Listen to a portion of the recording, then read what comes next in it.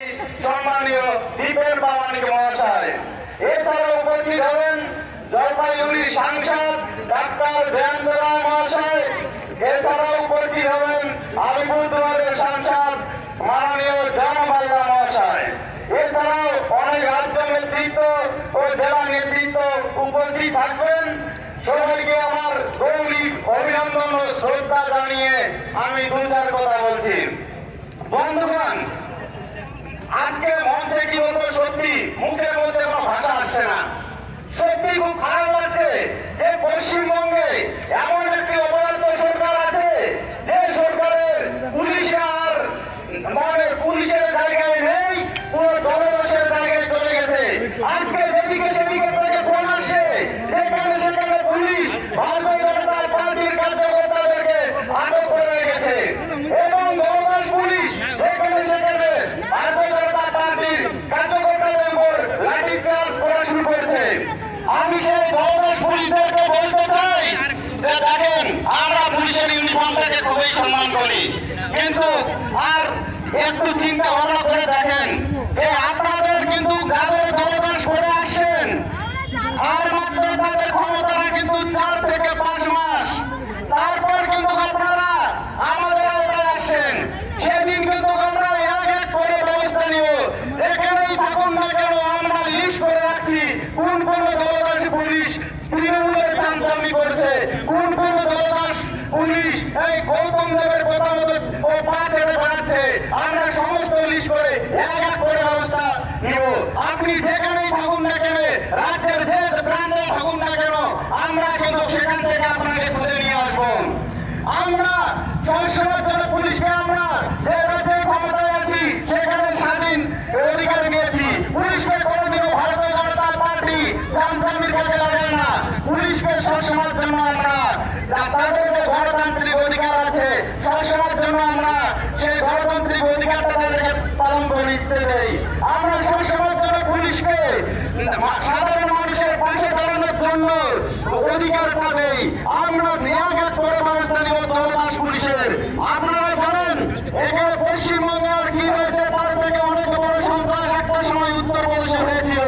কিন্তু উত্তরপ্রদেশে যখন আমাদের যোগী সরকার আসছে ভারতীয় জনতা পার্টির, আমরা কিন্তু সেখানে ব্যবস্থা নিয়েছি। এক এক করে সেই গুন্ডা বদমাশদের বিরুদ্ধে আমরা ব্যবস্থা নিয়েছি। এক এক করে আমরা সমস্ত বল প্রকৃতির ব্যবস্থা নিয়েছি এবং আমরা কিন্তু এক এক করে ওই বিকেল যুগের মতো বড় বড় মুস্তানদেরকে ওখানে ইনকাউন্টার করেছি। তো এখানে যারা বিকেল যুগের মতো বড় বড় মুস্তান আছেন এবং মুস্তানের চামচারা আশেপাশে আমার বক্তব্য শুনছেন, তাদেরকে বলছি যে চামচামি করা বন্ধ করুন। আর 4-5 মাস পরে কিন্তু আমরা ক্ষমতায় আসছি, তারপর কিন্তু সে চামচাদের ব্যবস্থা কিন্তু আমরা নিব। কারণ ভারতীয় জনতা পার্টি না অন্যায় সহ্য করে না অন্যায় করে, আমরা সবসময়ের জন্য অন্যায়ের প্রতিবাদ করি। আমরা কিন্তু ছেড়ে দেওয়ার মালিক নই। আমরা কিন্তু এক এক করে প্রত্যেকটা দুর্নীতির বিরুদ্ধে লড়বো। আমরা কিন্তু এক এক করে সারদার নারদা সমস্ত দেশের আসামিদেরকে অ্যারেস্ট করছি, সমস্ত দেশের আসামিদের বিরুদ্ধে ব্যবস্থা নিয়েছি। আমরা কিন্তু এই এক এক করে গরু চোরদের বিরুদ্ধে ব্যবস্থা নিচ্ছি।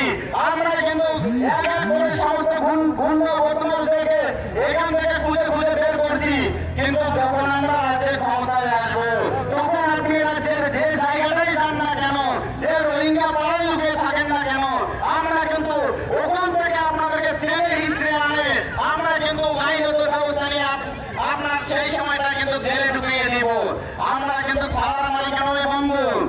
আপনার দেখতে পাচ্ছি যে আমরা এমন একটা রাজ্যে বাস করছি যে রাজ্যে আমরা না শান্তিতে দুর্গা পূজা করতে পারি, না শান্তিতে সরস্বতী পূজা করতে পারি, না শান্তিতে কালী পূজা করতে পারি। এই রাজ্যে একটা জিনিসের ভালো হয়, সেটা হচ্ছে এই রাজ্যে নামাজ পড়াটা তুমি আস্থা বন্ধ করে যেখানে সেখানে পড়তে পারো। এ রাজ্যে তুমি গুন্ডা বদমাশটা শুধু শাসকের পতাকা গাড়িতে থাকে তাহলে করতে পারো। আমার এক বন্ধু একদিন আর কি একটা জায়গায় যাচ্ছিলেন, তখন দেখেছিলেন যে একটা জায়গায় পুলিশের নাগা চেকিং বসে। নাগা চেকিং এ দেখলেন যে যাদের যাদের হেলমেট আছে তাদেরকেও কেস দিচ্ছে। কিন্তু দুর্ভাগ্যের ব্যাপার, আমার সেই বন্ধুটা সেই সময়টা কোনো হেলমেট ছিল না। তো উনি অনেক চিন্তা ভাবনা করছেন যে অনেক দূর থেকে চলে আসি, এখন তো আমার একটা কেস খেতে হবে। তারপরে পাশে আরো দুজন বন্ধু ছিল, যে দেখেন এখান থেকে পুলিশের হাত থেকে বাঁচতে গেলে একটা ভালো উপায় আছে। সেই উপায়টা কি? এই পুলিশ গোটা রাজ্যের মধ্যে একটা রাজনৈতিক দলের দলদাস হয়ে আছে, সে রাজনৈতিক দলটা তৃণমূল কংগ্রেসের। তো এবার এই তৃণমূল কংগ্রেসের ঝান্ডাটা আগে থেকে খোঁজার চেষ্টা করুন যদি কেসটাকে বাঁচতে চান। তো যেই বন্ধুটা আমার ছিল ও বলছে কেমন করে, বলছে যে ভাই তুই একটা কাজ কর না, একটা তৃণমূল কংগ্রেসের ঝান্ডা তো খুঁজে বের কর। তো পাশে একটা ইসে ছিল, টয়লেট ছিল, সেই টয়লেটে তৃণমূলের ঝান্ডা লাগানো ছিল। তৃণমূলের ঝান্ডা তো সমস্ত জায়গায় ওনারা লাগিয়ে দিয়ে রাখেন। তো সে টয়লেট থেকে তৃণমূলের ঝান্ডাটা নেওয়ার পর ওর নিজের বাইকে বাধায় দেয় পুলিশের কেস থেকে বাঁচানো। যখন উনি বাইক নিয়ে যাচ্ছিলেন আর পুলিশ আটকায় কি 3 জন আছেন, হেলমেট নাই, কিন্তু তৃণমূলের ঝান্ডাটা দেখার পরে পুলিশ কেস দেওয়া তো দূরের কথা, সেলুট দেওয়া শুরু করে দিয়েছেন। এই হচ্ছে আমাদের পশ্চিমবঙ্গ পুলিশ। আমাদের এই পশ্চিমবঙ্গ পুলিশ কোনোদিনও অন্যায় অত্যাচারিত ব্যক্তিদেরকে গ্রেফতার করতে পারবে না।